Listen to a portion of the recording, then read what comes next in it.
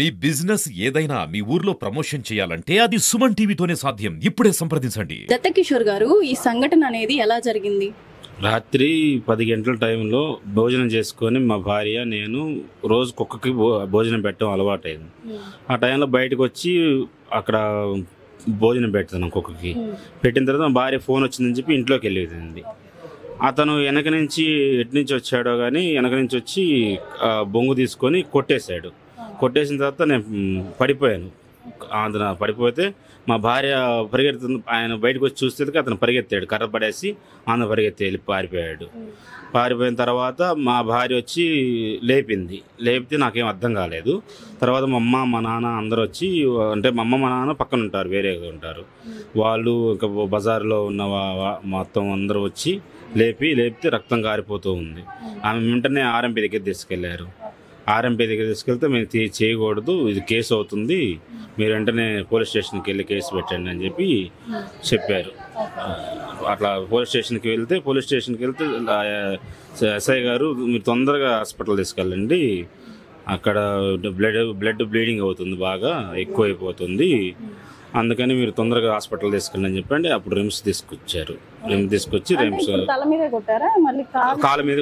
తల మీద అంటే ఇక్కడ కొట్టిన తర్వాత నాకు ఇక్కడ కొట్టారని నాకు తెలియదు. ఆ తర్వాత కాలు మీద కొట్టింది అన్ని, అంటే పడిపోయాను కదా, అసలు కళ్ళు తిరిగి పడిపోయాను. పడిపోయిన తర్వాత అతను ఇక్కడ కొట్టాడు, ఇది ఇక్కడ కొట్టేది వాపు వచ్చేసింది, ఈ భుజం అంతా వాపు వచ్చేసింది, ఇదంతా కొట్టేసి ఇట్లా అంటే ఇట్లా కొట్టాడు, ఇక్కడ కూడా కొట్టాడు, అక్కడ కొట్టాడు. వెదురు బొంగుతోటి కొట్టారు. అదే వెదురు బొంగుతో కొట్టారని మా భార్య చెప్పింది. నాకు ఐడియా అంటే వెనక గమనించలేదు. వెనక నుంచి కుక్క కూర్చొని నేను ఇట్లా వంగి పెడుతున్నాను కదా, అంతన ఇక్కడ కొట్టాం కూడా లేచాను పైకి, లేవగానే మన తల మీద కొట్టాడు. అసలు మీరు ఎటువంటి మీ మధ్య సంఘర్షణ జరగకుండానే డైరెక్ట్ గా వచ్చేసారు? అసలు ఏం అతను మాట్లాడలేదు, నేను మాట్లాడుకోలేదు. వెనక నుంచి వచ్చి కొట్టేశారు అన్నమాట. మాటలేం జరగలేదు. ఇప్పుడు ఇది మీ మధ్య వాగ్వివాదం అనేది ఎప్పటి నుంచి జరిగింది? 2 సంవత్సరాల నుంచి నేను ఇల్లు స్టార్ట్ చేశానండి. ఇల్లు స్టార్ట్ చేసిన తర్వాత ప్రహరీ గోడ హద్దు, వాళ్ళ ప్రహరీ గోడ మా ప్రహరీ గోడ కూడా వచ్చిన గొడవ అండి. ఇది వస్తే వాళ్ళు మా ప్రహరీ గోడ నుంచి 2 అడుగులు జరుపుకొని కట్టుకోమన్నారు. నేను అట్లానే మున్సిపాలిటీ పైపు అన్నీ అక్కడే ఉన్నాయి. మా తాతయ్య గారి పాత గోడ కూడా అక్కడ ఉంది. అది తర్వాత జరిపి కట్టుకున్నాను. మా స్థలంలో లోపల కట్టుకున్నాను అనమాట. అందరూ ఇంకా ఎందుకులే అని చెప్పి మేము బేల్దారి మేస్త్రి కూడా గొడవలు ఎందుకని జరిపే కట్టుకున్నాను. కట్టుకున్న తర్వాత అతను పాత ప్రహరీ గోడ, మా తాతగారు హయాంలో కట్టిన పాత ప్రహరీ గోడని పగలగొట్టాడు, పడేశాడు. నేను గృహప్రవేశం చేసే ముందు రోజు పడేస్తే మేము అడిగాము, ఎందుకు పడేసావు, పాత గోడని ఇట్లా పడేస్తారని చెప్పి అడిగాము. పెద్ద మనుషులతో మాట్లాడిచ్చాము. మాట్లాడిస్తే అతను గొడవ పెట్టుకొని అంత అయిపోయింది, సద్దుమణిగిపోయింది ఎంతవరకు. తర్వాత మొన్న ఈ మధ్య రీసెంట్గా ఒక నెల క్రితం, 20 రోజుల క్రితం మా భార్య కల్యాపు చల్లుకుంటారు, ఇంటి ముందు కల్యాపు చల్లుకొని ముగ్గు వేసుకుంటారు కదా, కల్యాపు చల్లినప్పుడు కొంచెం నీళ్ళు ఎక్కువ పడ్డాయి.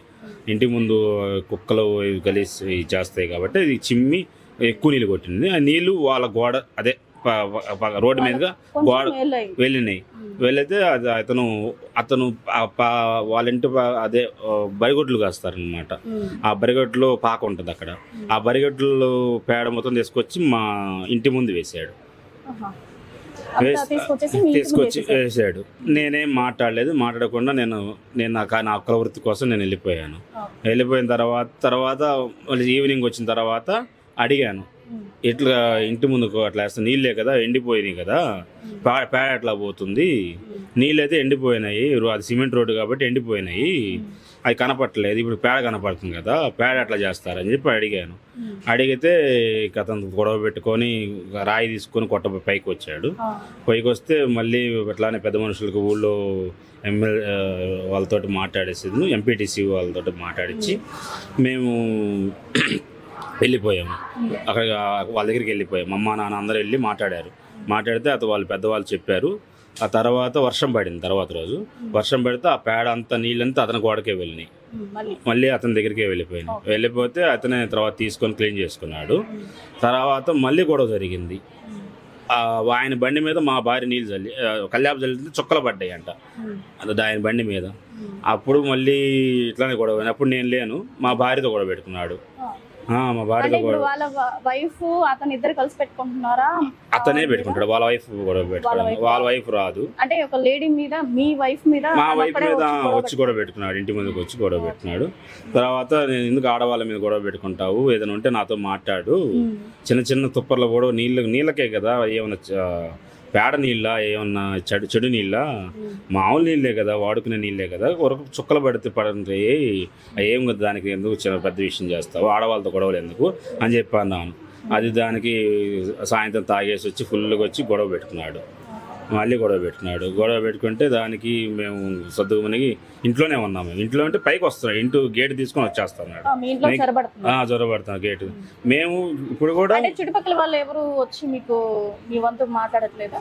ఇలా గొడవ పడేటప్పుడు ఎవరు మాట్లాడరండి. అతను మాట్లాడే ధోరణి కానీ పద్ధతి కానీ కొంచెం ఇదిగా ఉంటుంది అనమాట. అందుకని ఎవరు కలిచుకోరు. మామూలుగా చెప్తారు, ఎందుకు గొడవలు ఎందుకు ఇంటి పక్కన ఉండే అని చెప్పినా కూడా అతను వినే ఇదిలో లేడు. రాత్రి ఎందుకు అతను అసలు ఎందుకు వచ్చిందో, అతను మెంటల్ ఎందుకు వచ్చిందో నాకైతే అర్థం కాలేదు. మీ మీద ఇప్పుడు దాడి చేసినప్పుడు అతను తాగేసే ఉన్నాడు. నేను భోజనం పెడతాను కుక్కకి వంగి. ఇప్పుడు మీ వైఫ్ కాకుండా ఇంకెవరు చూసారు అక్కడ చూసి అంటే మా అమ్మ వాళ్ళు రోడ్డు అవతలు ఉంటారు, అదే బజార్లో రోడ్డు అవతలు ఉంటారు.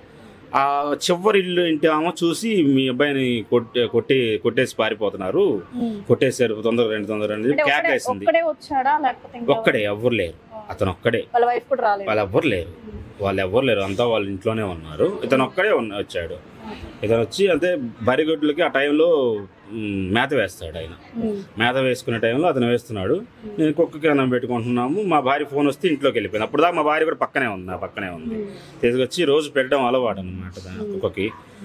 మా భార్య ఫోన్ వస్తే లోపలికి వెళ్ళిపోయేలకి ఇతను వచ్చి నాకు వెనక నుంచి కొట్టాడు. ఇంక నాకు ఏం అర్థం కాక పడిపోయిన తర్వాత మా భార్య బయటకు వచ్చేసింది. పెద్దగా అరిశాను కదా, అరిశాలకి ఇంక బజార్లో ఇంకా ఆడవాళ్ళు అందరూ చూశారు.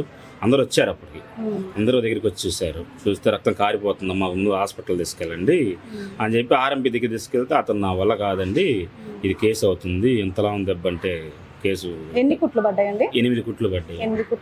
ఇప్పుడు కాలుకి ఏం చెప్పారు డాక్టర్? కాలుకి వచ్చేసి ఇక్కడ నరం కాదు, ఎముక చిట్లిందన్నారు. ఆ ఎముక చిట్లి దానికి ఆపరేషన్ చేయాలన్నారు. ఆపరేషన్ చేసి తీగ ఏదో మళ్ళీ జాయింట్ చేసి ఆపరేషన్ చేయాలన్నారు.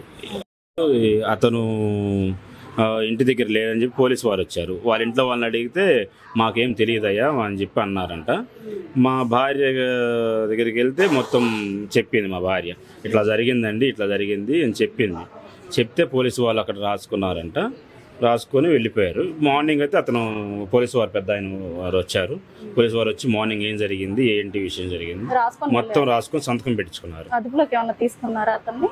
లేదండి, రాసుకొని వెళ్ళారు అంతవరకు. అదుపులోకి తీసుకోలేదు. సర్జరీ చేస్తామన్నారు, రేపు మార్నింగ్ చేస్తామన్నారు. అంతవరకు ఆ కాలుకు అదే కర్రతో కొట్టడమో ఏం జరిగిందో అంటే ఎవరు చూడలేదు కదా. మా భార్య లేదు, నేనేమో అన్కాన్షియస్లో ఉన్నాను. అందువల్ల ఇది 3 ఎముకలు ఇబ్బంది అయినాయి అన్నారు రాత్రి స్కానింగ్ చేస్తే, ఎక్స్రే తీస్తే. ఇప్పుడేమో ఒక ఎముక వచ్చేసి బాగా ఇదైపోయింది, గ్యాప్ ఇరిగింది బాగా. దాన్ని సర్జరీ చేస్తామన్నారు.